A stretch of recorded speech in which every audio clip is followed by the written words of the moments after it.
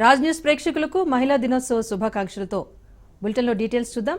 Falcon scam కేసులో ED దూకుడు పెంచింది. దుబాయ్ నుంచి హైదరాబాద్కు వచ్చిన చార్టెడ్ ఫ్లైట్ను ఈడీ అధికారులు సీజ్ చేశారు. 4 గంటల పాటు విమానాన్ని చుట్టుముట్టి ఫ్లైట్లో ఉన్న వారిని అదుపులోకి తీసుకున్నారు. ఫాల్కన్ స్కామ్ నిందితులు 15 రోజుల క్రితం ఇదే విమానంలో దుబాయ్కి పారిపోయారు. మళ్లీ ఫ్లైట్ను హైదరాబాద్కు పంపించారు. ఈ క్రమంలోనే పక్కా సమాచారంతో ఈడీ అధికారులు చార్టర్ దగ్గరకు చేరుకుని విమానాన్ని సీజ్ చేశారు.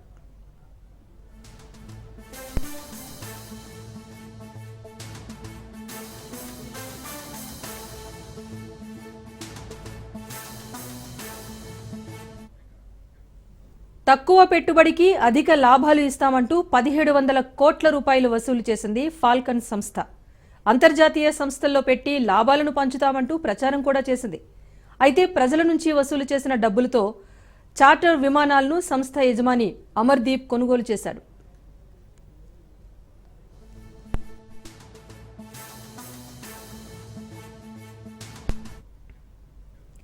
స్కామ్ వెలుగులోకి రావడంతో సైబరాబాద్ పోలీసులు కేసు నమోదు చేశారు. దీంతో అమర్దీప్ తో పాటు 10 మంది నిందితులు పరారయ్యారు. చార్టెడ్ విమానంలో అమర్దీప్ దుబాయ్ పారిపోయినట్టుగా గుర్తించారు. విదేశాల్లో ఎంజాయ్ చేసేందుకే చార్టెడ్ ఫ్లైట్ ను అమర్దీప్ కొనుగోలు చేశాడు. ఇక 15 మందిపై సైబరాబాద్ పోలీసులు లుకౌట్ నోటీసులు జారీ చేశారు. ఇదే కేసులో ఇప్పటికే 3 అదుపులోకి తీసుకున్నారు.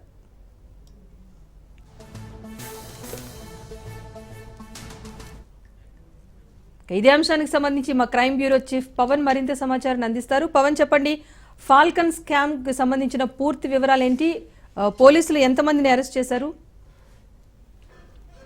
ఫాల్కన్ స్కామ్ సంబంధించి కీలక పరిణామం కూడా చోటు చేసుకుంది. అయితే ఇందులో చూస్తే మాత్రము ఆ ఫ్లైటెడ్ అంటే చార్టెడ్ ఫ్లైట్ కూడా ఈడీ అధికారులు సీజ్ చేశారు. ముఖ్యంగా ప్రజల నుంచి కూడా అధిక వడ్డీ డబ్బు ఆశతో దాదాపు 1700 కోట్ల రూపాయలు కూడా వసూలు చేశారు. దాని తర్వాత అక్కడి నుంచి కూడా పారిపోయారు. అయితే ప్రధానంగా చూస్తే మాత్రము చార్టర్డ్ ఫ్లైట్ కేవలం వీరంతా కూడా దుబాయ్ కి వెళ్లి రావడానికి, ఎంజాయ్ చేయడానికి ఒక ఫ్లైట్ కూడా కొనుగోలు చేశారు. అయితే ఇందులో చూస్తే మాత్రము సిఇఓతో పాటు సిఇఓ యొక్క అమర్దీప్ కూడా 3 సంబంధించిన కుటుంబ సభ్యులతో సహా కూడా దుబాయ్ కి పారిపోయారు. అయితే ఈ యొక్క ఫ్లైట్ తిరిగి హైదరాబాద్ కు వస్తుందని సమాచారం అందుకున్న ఈడీ అధికారులు ఒక ఫ్లైట్ కూడా సీజ్ చేశారు. ముఖ్యంగా చూస్తే ఈ కేసులో సంబంధించి ఇప్పటికే 3 కూడా అరెస్ట్ చేశారు. అయితే ఈ యొక్క అరెస్ట్ చేసిన దాంట్లో కావ్య, పవన్ మరొక వ్యక్తి కూడా ఉన్నారు. అయితే దాదాపు 17 మందికి కూడా లుకౌట్ నోటీసులు కూడా జారీ చేశారు. ఎందుకంటే వీరంతా కూడా ప్రజలకు సంబంధించిన అధిక లాభాలు ఇస్తామంటూ కూడా 1700 కోట్ల రూపాయలు కూడా ఫాల్కన్ సంబంధించి ఒక స్కామ్ కూడా చోటు చేసుకుంది. దీనిపైన కేసు కూడా నమోదు చేశారు. ముఖ్యంగా చూస్తే అమర్దీప్ అరెస్ట్ చేస్తే మాత్రం ప్రధానంగా అసలు ఈ యొక్క డబ్బులు ఎవరెవరు ఎంత పెద్ద మొత్తంలో చేతులు మార్చుకున్నారు, ఈ యొక్క డబ్బుతో ఏం చేశారు అనేది మాత్రం చాలా క్లారిటీగా వస్తుంది. అంతేకాకుండా 1700 కోట్ల రూపాయలు ఇంకా ఎక్కడైనా పెట్టుబడులు పెట్టారా, లేకపోతే దీనికి సంబంధించి ఎక్కడైనా ఏదైనా కంపెనీ స్థాపించారా అనే దానిపైన కూడా పూర్తిగా ఈడీ అధికారులు కూడా ఆరా తీసే అవకాశం కూడా కనిపిస్తుంది. మొత్తానికి చూస్తే చార్టర్డ్ ఫ్లైట్ కూడా ఈడీ అధికారులు సీజ్ చేశారు. మిగతా 15 మందిని అదుపులోకి తీసుకునే విషయంలో లుకౌట్ నోటీసులు కూడా జారీ చేసినట్టుగా తెలుస్తోంది. పోలీసులు అందించిన వివరాలు ఏంటి? అయితే మొత్తానికి లుకౌట్ నోటీసులు కూడా జారీ చేశారు. ఒక 15 మంది పైన కూడా, ఎందుకంటే వీరంతా కూడా విదేశాలకు పారిపోయారు కాబట్టి లుకౌట్ నోటీసులు జారీ చేస్తే ఎక్కడైనా విమానాశ్రయానికి వస్తే మాత్రము, ఎయిర్పోర్ట్ కు వస్తే ప్రధానంగా వారి యొక్క లుకౌట్ నోటీస్ ద్వారా కూడా అదుపులోకి తీసుకునే అవకాశం కూడా ఉంటుంది. అందుకోసమే దీనికి సంబంధించి ఒక లుకౌట్ నోటీసులు కూడా జారీ చేశామని చెప్పి ప్రధానంగా ఇటు పోలీసులు చెప్తున్న పరిస్థితి కనిపిస్తుంది. మొత్తానికి చూస్తే ఈ కేసుకు సంబంధించి 3 ప్రత్యేక టీమ్స్ కూడా రంగంలోకి దించారు. ప్రధానంగా ఎవరైతే ఫిర్యాదు చేశారో వారంతా కూడా ఎంత పెద్ద మొత్తంలో డబ్బు కట్టారు అనే దానిపైన దీనికి సంబంధించి కూడా పోలీసులు ఆరా తీస్తున్నారు. Right, thank you Pawan.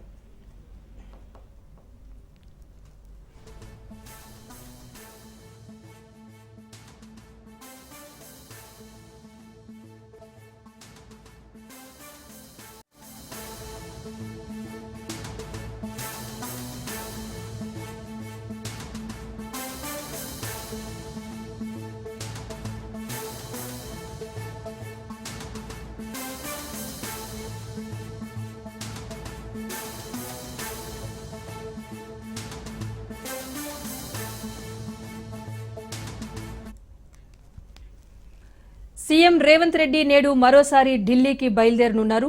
Revanth తో పాటు ఢిల్లీకి భట్టి, ఉత్తమ్, మహేష్ గౌడ్లు కూడా వెళ్లబోతున్నారు. పర్యటనలో భాగంగా రాత్రికి ఢిల్లీలో కాంగ్రెస్ నేతల కీలక సమావేశం జరగనుంది. ఏఐసీసీ పెద్దలతో ఎమ్మెల్సీ అభ్యర్థులపై చర్చించనున్నారు. ఇదిలా ఉండగా ఎమ్మెల్యే కోట ఎమ్మెల్సీ అభ్యర్థిత్వాలపై 2 లేదా 3 రోజుల్లో క్లారిటీ రాబోతుంది.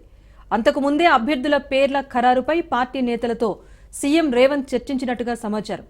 అయితే అదే నివేదిక ఏఐసీసీ పెద్దలకు సీఎం రేవంత్ అందించనున్నట్టుగా తెలుస్తోంది.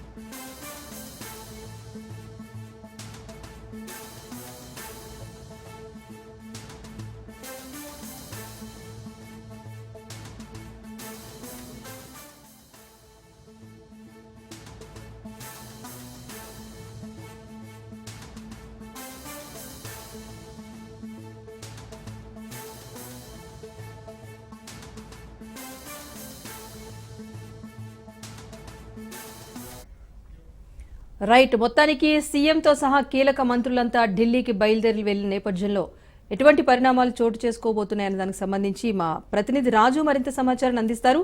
రాజు, చెప్పండి, ఇప్పటికే ఎమ్మెల్సీ ఎన్నికల్లో షాక్ తిన్న కాంగ్రెస్ పార్టీ ఎమ్మెల్యే కోట ఎమ్మెల్సీ ఎన్నికలకు సంబంధించి అభ్యర్థుల ఖరారు విషయంలో కసరత్తు అయితే చేసింది.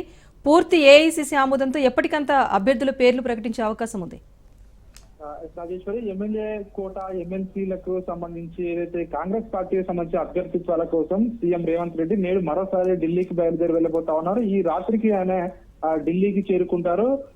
సీఎం రేవంత్ రెడ్డితో పాటు డిప్యూటీ సీఎం బట్టి విక్రమార్క, అదేవిధంగా పిసిసి చీఫ్ మహేష్ కుమార్ గౌడ్, అదేవిధంగా మంత్రి ఉత్తమ్ కుమార్ రెడ్డి, ఏఐసిసి రాష్ట్ర ఇన్ఛార్జ్ మీనాక్షి నటరాజన్ కూడా సీఎం రేవంత్ రెడ్డితో కలిసి ఢిల్లీకి వెళ్లబోతా ఉన్నారు. ప్రధానంగా ఏదైతే కాంగ్రెస్ పార్టీ 4 సీట్లను గెలుచుకుంటుందని చెప్పేసి కూడా ఆశాభావం వ్యక్తం చేస్తున్న ఈ పరిస్థితిలో 4 అభ్యర్థిత్వాలను ఖరారు చేయాలని చెప్పి కాంగ్రెస్ పార్టీ భావిస్తా ఉంది. ఈ రోజు రాత్రి ఏఐసీసీ పెద్దలతో ముఖ్యమంత్రి రేవంత్ రెడ్డి, అదేవిధంగా ఈ ప్రతినిధుల బృందం కూడా భేటీ అయ్యి ఆ 4 పేర్లను కూడా ఈ రోజు ఫైనల్ చేసే అవకాశం కనిపిస్తా ఉంది. ఎందుకంటే ఈ రోజు ఫైనల్ చేసి రేపు ఉదయం కల్లా ఆ లిస్ట్ ను ప్రకటించాలని చెప్పి పార్టీ నేతలు భావిస్తా ఉన్నారు. ఈ యొక్క నామినేషన్లకు చివరి తేదీ 10వ తేదీనే ఉండడంతో సోమవారం ఖచ్చితంగా నామినేషన్లు వేయాలి కాబట్టి రేపటి కల్లా ఖచ్చితంగా ఈ యొక్క అభ్యర్థుల పేర్లు ప్రకటించాలని పార్టీ అయితే భావిస్తా ఉంది. అయితే ఇంకా కూడా అభ్యర్థులు ఖరారు కాకపోవడానికి ప్రధాన కారణం పార్టీలో పోటీ ఎక్కువగా ఉండడమే కారణం అని దీనికి తెలుస్తా ఉంది. ఎందుకంటే ఉన్న 4 ఎమ్మెల్సీ సీట్ల కోసము ఆ పార్టీలో 40 మందికి పైగా కూడా అభ్యర్థులు పోటీ పడతా ఉన్నారు. ఖచ్చితంగా పోటీ పడే వారిలో కూడా ముఖ్యంగా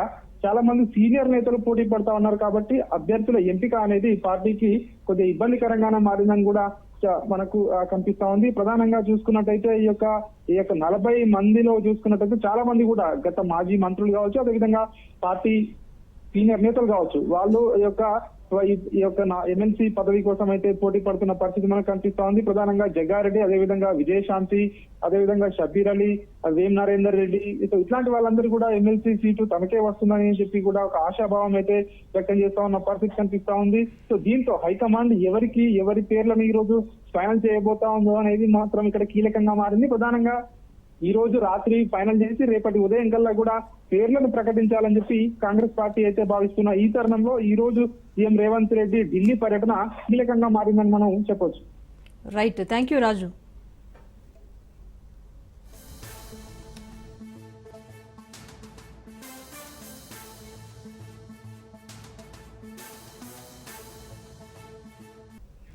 అంతర్జాతీయ మహిళా దినోత్సవం సందర్భంగా హైదరాబాద్ నెక్లెస్ రోడ్లో ఫన్ ఫర్ యాక్షన్ కార్యక్రమం జరిగింది.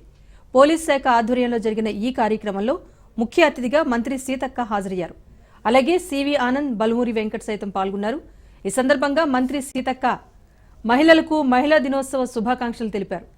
మహిళలంటే సమాజంలో ఇంకా చిన్న చూపు చూస్తున్నారని, మహిళలంటే సెకండ్ గ్రేడ్ వర్కర్స్ లా చూస్తున్నారు అంటూ అన్నారామె. పురుషులు మహిళలకు అందరికీ సమానత్వం ఉండాలన్నారు సీతక్క. ఎప్పుడైనా మహిళల వ్యక్తిత్వం వికాసం కాపాడాలని సూచించారామె.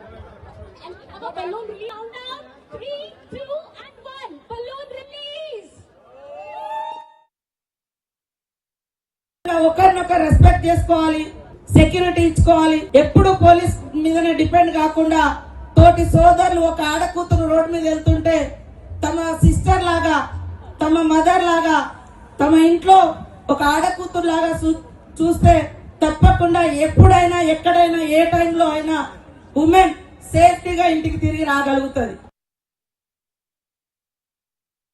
ఒకరినొకరు రెస్పెక్ట్ చేసుకోవాలి, సెక్యూరిటీ ఇచ్చుకోవాలి. ఎప్పుడు పోలీస్ మీదనే డిపెండ్ కాకుండా తోటి సోదరులు ఒక ఆడకూతురు రోడ్డు మీద వెళ్తుంటే తమ సిస్టర్ లాగా, తమ మదర్ లాగా, తమ ఇంట్లో ఒక ఆడకూతురు లాగా చూస్తే తప్పకుండా ఎప్పుడైనా ఎక్కడైనా ఏ టైంలో అయినా ఉమెన్ సేఫ్టీగా ఇంటికి తిరిగి రాగలుగుతుంది.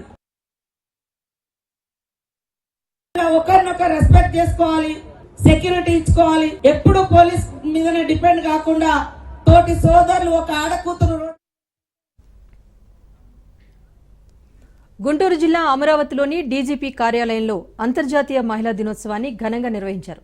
కార్యక్రమానికి రాష్ట్ర డీజీపీ శ్రీ హరీష్ కుమార్ గుప్తా, ఆయన సతీమణి శ్రీమతి సీమా గుప్తా ముఖ్య అతిథులుగా హాజరయ్యారు. అంతర్జాతీయ మహిళా దినోత్సవ ప్రాశస్త్యాన్ని వక్తలు తమ ప్రసంగాల్లో పేర్కొన్నారు. మహిళలు అన్ని రంగాల్లో దూసుకుపోతున్నారని, మహిళా సాధికారతతోనే సమాజం అభ్యున్నతి సాధించి ప్రగతి పథంలో పయనిస్తుందన్నారు. ఈ సందర్భంగా నిర్వహించిన ఆటల పోటీల్లో గెలుపొందిన విజేతలకు గౌరవ ముఖ్య అతిథుల చేతుల మీదుగా బహుమతి ప్రదానం చేశారు.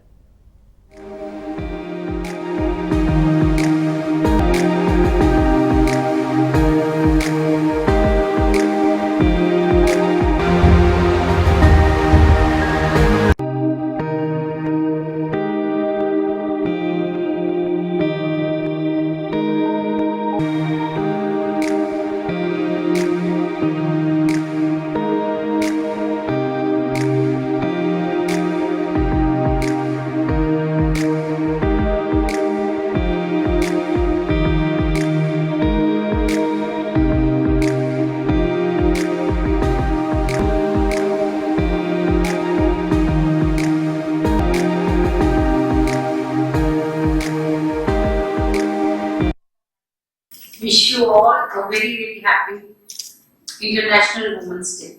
And I'm very happy to be among you. I can see you all laughing, smiling, and in what all games, I can see sports you have participated, just like living your own ఇచ్ఛాశక్తి అంటే సృష్టికి ఒక మూల కారణం అవ్వాలనేటటువంటి కోరికకు మూలం ఒక స్త్రీ అని, ఆ కోరిక నిజం చేసుకోవాలంటే దానికి కావాల్సినటువంటి జ్ఞానానికి మూలం ఒక స్త్రీ అని, అటు రాజశ్యామలాదేవి కానీ ఇటు సరస్వతీదేవి కానీ.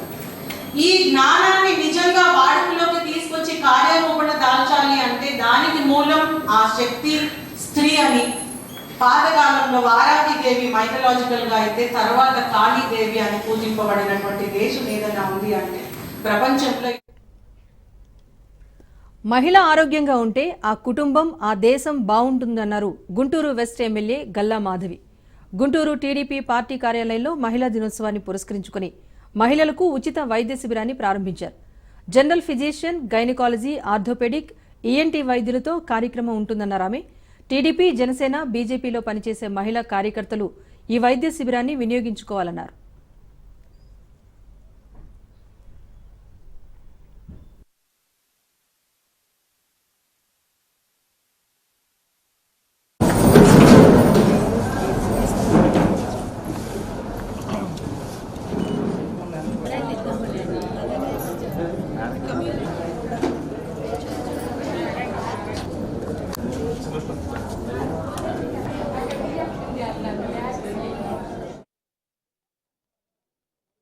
దినోత్సవాన్ని పురస్కరించుకొని ఈరోజు రేపు మహిళలందరికీ హెల్త్ క్యాంప్ని నిర్వహించాలి అని అనుకున్నాము. హెల్త్ క్యాంప్ అంటే 4 డాక్టర్లతో మందులు ఇచ్చి పంపించేయడం కాకుండా ముందుగా వారికి రక్త పరీక్షలు చేయించి అందులో నిర్ధారితమైన వ్యాధుల్ని బట్టి మరుసటి రోజు డాక్టర్లందరితో కూర్చొని వారికి ఏ వైద్యం కావాలో చేయించి వారికి సరైన మందులు ఇచ్చి పంపించి ఒక మంచి హెల్త్ క్యాంప్ని ఏర్పాటు చేయాలి అని అనుకున్నాము. ఎందుకంటే సమాజంలో మహిళలు సరి సమానంగా మనకు ఉన్నారు. వారి ఆరోగ్యం పట్ల వారు శ్రద్ధ చూపరు ఎప్పుడు కూడా. వారు ఆరోగ్యంగా ఉంటే ఆ కుటుంబం ఆరోగ్యంగా ఉంటుంది. మరి ఈ అంతర్జాతీయ మహిళా దినోత్సవాన్ని పురస్కరించుకొని మా మహిళా మనులందరూ ముందుగా ఆరోగ్యంగా ఉండాలి అని చెప్పి ఒక సంకల్పం చేసుకోవడం జరిగింది. అందులో ఫస్ట్ స్టెప్ గా కార్యకర్తలకి ముందు మనం ఈ హెల్త్ క్యాంప్ నిర్వహించాలి అని చెప్పి నేను భావించడం జరిగింది. అందుకని జనసేన, బీజేపీ, టీడీపీ అందరూ కార్యకర్తలు వారి యొక్క కుటుంబ సభ్యులకి ఒక హెల్త్ క్యాంప్ ని నిర్వహించడం జరుగుతుంది. రానున్న రోజుల్లో 2 నెలలకు ఒకసారో లేదా నెలకు ఒకసారో అవకాశాన్ని బట్టి ప్రతి డివిజన్ లో కూడా అందరు మహిళలకి ఒక హెల్త్ క్యాంప్ ని నిర్వహించి ముందుకు తీసుకెళ్లాలి అని అనుకుంటున్నాను. పశ్చిమ నియోజకవర్గ మహిళలందరూ కూడా ఆరోగ్యంగా ఉండాలి. అప్పుడే మా పశ్చిమ నియోజకవర్గం ముందుగా డెవలప్మెంట్ లో ముందుకు వెళ్తుంది అని చాలా దృఢంగా మేము నమ్ముతూ ఉన్నాం. కాబట్టి ఒక కార్యక్రమాన్ని చేపట్టడం జరిగింది. మహిళా దినోత్సవాన్ని పురస్కరించుకొని ఈరోజు రేపు మహిళలందరికీ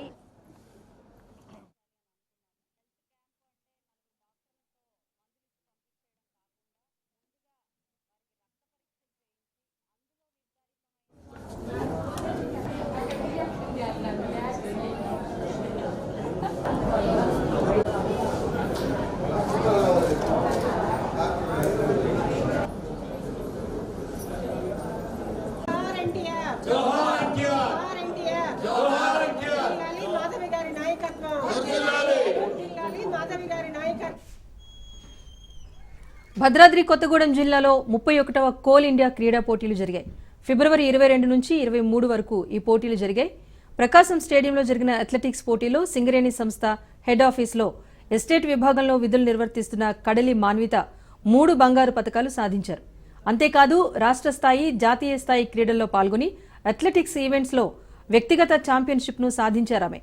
మాన్విత విజయం సింగరేణి అందరికీ గర్వకారణమన్నారు సింగరేణి అధికారులు. ఈ సందర్భంగా మాన్వితను సింగరేణి అధికారులు అభినందించారు.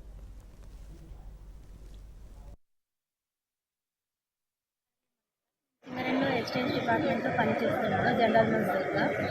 నేను గత 5 సంవత్సరాల నుంచి కోల్ ఇండియా గేమ్స్కి పార్టిసిపేట్ చేస్తున్నాను సింగరేణి తరఫు నుండి. ప్రతిసారి నాకు గోల్డ్, సిల్వర్ వచ్చింది. దాంట్లో జావెలిన్, షార్ట్ పుట్, డిస్కస్లో కూడా నేను సాధించాను. ఈ ఇయర్ మన సింగరేణి హోస్ట్ చేసిన దాంట్లో కూడా నాకు ఛాంపియన్షిప్ వచ్చింది. షార్ట్ పుట్, డిస్కస్, జావెలిన్, అలాగే 4x100 మీటర్స్ రిలేలో కూడా పాల్గొన్నాను. సింగరేణి మాకు ఇచ్చిన సపోర్టు, మాకు ఇచ్చిన డైట్, 15 డేస్ క్యాంప్లు, ఇవన్నీ మాకు చాలా హెల్ప్ఫుల్ అయ్యాయి. జై సింగరేణి, థ్యాంక్ యూ. కడలి మనిత, నేను సింగరేణిలో ఎక్స్చేంజ్ డిపార్ట్మెంట్లో పనిచేస్తున్నాను జనరల్ మేనేజర్గా.